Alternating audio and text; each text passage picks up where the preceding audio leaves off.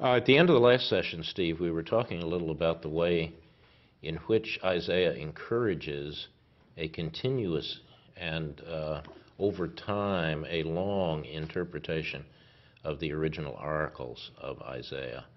And Isaiah himself seems to have been involved in this kind of interpretation, which sets the pattern for later generations. And it continues certainly all the way down into the New Testament period. They're reading this material, and they're entering into this great interpretive tradition that was started by the prophet. Yeah. And it continues all the way into the modern period. One, if we had time, could track this long history of the interpretation of this book, which seems to be what the writers of the book originally intended for us to do.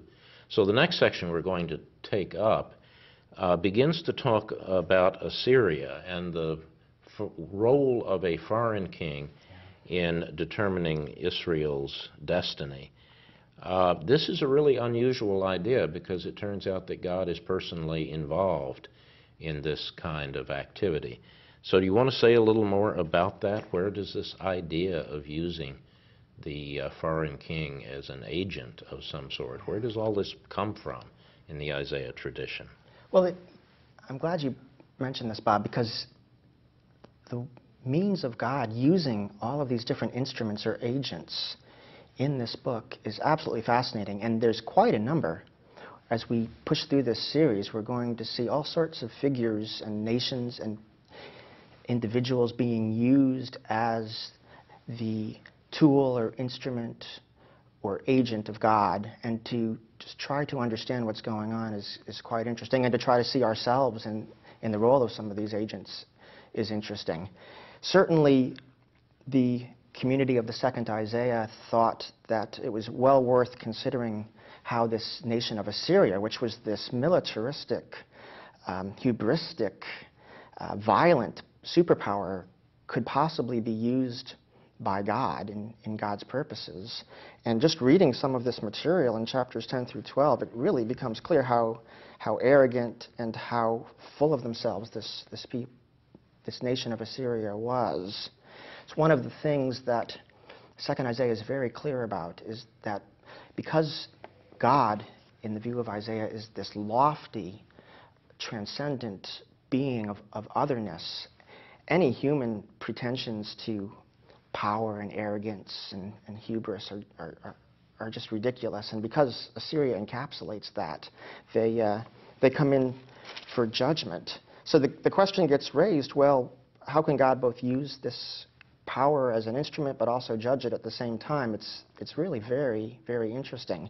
The second Isaiah has a comment on it in verse 12 of chapter 10. Amidst all this poetry, there's a little prose editorial work, and they talk about the work of the Lord with Assyria being completed. It's the language of God having this plan, this long-range view, because God is transcendent, because God is outside of the cosmos, because God is the creator, because God is totally other than what we are. God has this ability to see the long-range, widescreen drama of history. And these agents, like Assyria, have very limited and circumscribed roles. They can't destroy God's people, for example. A line in the sand is drawn before Zion, before Jerusalem.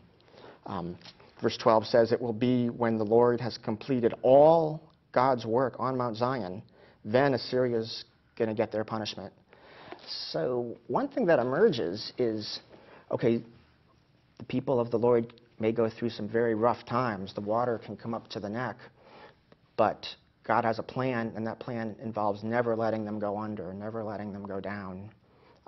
Certainly for people today, a word of comfort that God will never let God's people be dragged under so that all breath is lost.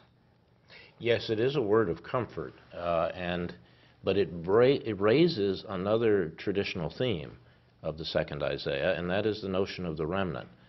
The people who survive are the remnant, and that is a characteristic notion in Isaiah, that the people will never be wiped out.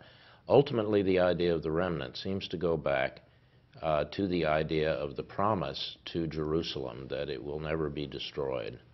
This arises in 2 Samuel 7, where Nathan the prophet gives an oracle of reassurance to David and promises that his dynasty will be an eternal dynasty and that God will choose the city of Jerusalem in perpetuity. And eventually this was transformed in Israelite thinking into the idea that the city itself would never be captured. So there is an implicit promise to the people that there will always be this remnant in Jerusalem. But the important thing to notice about it is that the remnant, as Isaiah thinks about it, does not get off the punishment. Yeah. In order to be a part of the remnant, you need to go through the punishment. Yeah. They are the people who are sitting there with the water of the Assyrian invasion rising until it's up to their necks. They're barely able to keep their heads above water. The memorable image that already is introduced in chapter 6 in the initial call vision is that this is like a forest which has been cut down. The remaining wood and the stumps have been burned. Yeah. But there will, from the stump, come up this little sprig of new life. One gets the impression that it is really not much fun to be part of Isaiah's remnant. No, I think that's exactly right. And when you get to this beautiful passage about the stem of Jesse that we all sing about in Advent, this coming of this messianic sprig that's going to push itself up in chapter 11, it really does presuppose this theology of a remnant. It's not like the tree is growing strong and all of a sudden it bears new fruit. It's a stump. The people of God have been through some awful trials. They've been through an awful torrent of flooding judgment. But out of that, there's this tremendous new life that's going to burst. Interestingly enough, it's not the promises to David. It's not the Davidic royal line that's the subject of this messianic oracle in chapter 11. They go back to Jesse, David's father, as if to say, we're really going back to the roots. We're really almost digging underground to find the holy seed way back beyond everything that David and his children ever did. Does that indicate that they're already having some doubts about the longevity of the Davidic line when this is reinterpreted? I think you have to struggle with what one imagines the Messiah is. If you imagine that the Messiah is just an affirmation of human royal pretensions, if you imagine that the Messiah just means the vindication of David's claims to power and all that the kings in David's line did, then yeah, I think they really need to rethink that, because the God of this material renders all human claims and pretensions ridiculous. I think they're really trying to get back, when they're looking at this remnant, to just a new spirituality. They're wrestling with that. And part of that new spirituality is just a new way of being God's vicar on earth. This is a person who isn't judging by what his eyes see. He is not working by the normal patterns of power and administration in the world, but something much more intuitive, something that cares much more about the poor, something that's willing to give the self a back seat and to be centered on others, concern for the neighbor, concern for the whole community, even the weakest among them.